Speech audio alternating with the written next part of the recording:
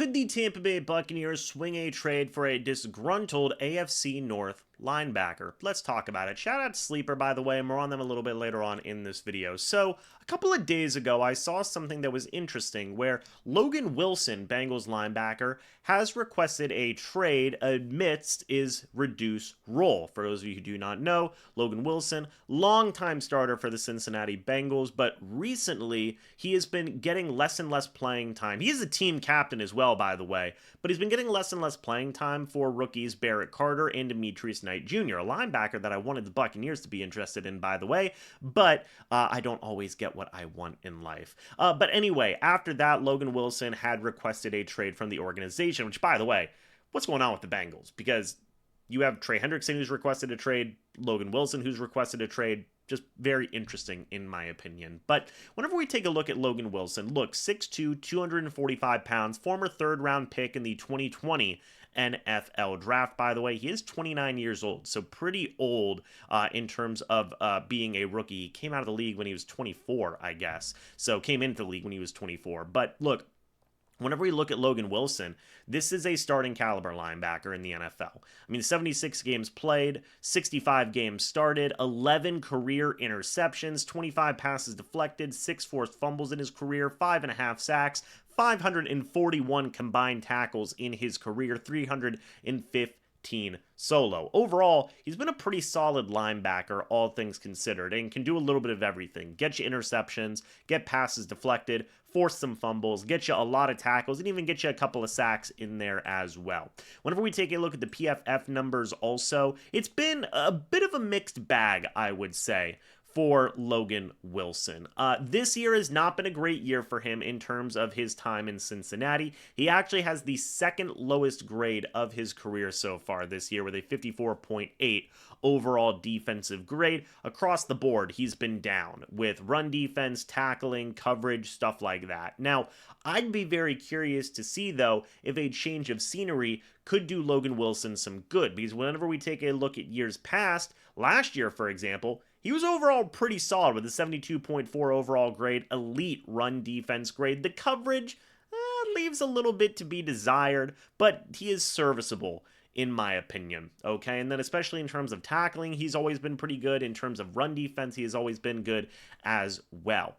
If this was a scenario where Logan Wilson didn't cost a ton to bring in, me personally, I wouldn't mind the Buccaneers being interested. Another thing to consider also is the overall salary of Logan Wilson. I believe he's actually on a very favorable contract right now whenever we take a look at it. A little bit.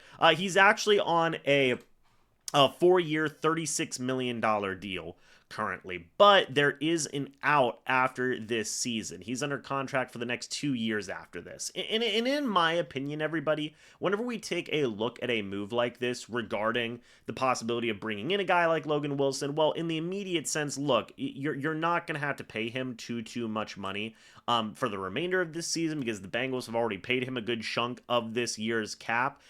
So it wouldn't be as detrimental of a cap hit as you're thinking. Here's the bigger thing, though, okay? You have a guy under contract for 2 years after this season if you trade for Logan Wilson. Yeah, the cap hit isn't great, $9 million, $8 million, stuff like that. It's around what the Bucs are paying Lavonte David. And speaking of Lavonte David, if he retires this offseason, it'd be pretty nice to have another guy under contract right now because this upcoming season, off-season I should say, I think the only guy under contract in that linebacker room past this season, I believe, is Servassier Dennis, because Deion Jones' contract is up. Let me go ahead and check that, because I'm pretty sure it's just Servassier Dennis, as well as like a couple of the undrafted guys like John Bullock and stuff like that. But like no starting caliber linebackers that have, been there and have done it in terms of stuff like that. So let's take a look. So for the Bucs 2026 free agents, yeah, Lavonte David's contract is up and he's going to be 36 years old. He may very well be looking to retire. Deion Jones' contract is up as well. So Servassier Dennis is really the only guy who has starting caliber experience after this offseason that would be under contract with the Bucs. That would change if you got a guy like Logan Wilson. He could be your starter for the next couple of years and kind of bridge you into drafting some guys in the NFL draft and kind of building up some of those guys as well, right? That's another appealing thing to Logan Wilson. And look, $8-9 million, stuff like that. Look, that's what you're paying Lavonte David anyway, at 36 years old. This guy gives you a guy who's, 5-6 years younger, 7 years younger even, and just gives you a little bit of a bridge for the next couple of years, gives you some continued stability at inside linebacker, right? And I understand he's unhappy with his reduced role right now in Cincinnati, but you could bring him in and say, hey, dude, look, you're probably going to be our linebacker 3 right away behind SirVocea Dennis. We'll rotate you in as you begin to learn the playbook more and more. But then next season, look, if Lavonte David retires, you're probably our linebacker 1. Okay, and SirVocea Dennis would still probably continue to be linebacker 2. That'd be an appealing situation for Logan Wilson, and it's a good football team. You're going to a 6-2 football team coming out of their bye week. So, like, this is a move that I think could make sense. I know we've also talked about, getting faster at inside linebacker. Logan Wilson is about as fast as SirVocea Dennis. I think he's a smidge faster than SirVocea Dennis. So it wouldn't necessarily fit that role in terms of getting faster at inside linebacker, but it does give you another starting option, not just this year, but also for the next couple of years if you want to go that route. Now, of course, we've got to talk about compensation and stuff like that. Do the Bengals even want to trade Logan Wilson? I don't know. I assume they'd probably be open considering they're already benching him and rotating him out. So, yeah, they would probably be okay with moving on from him.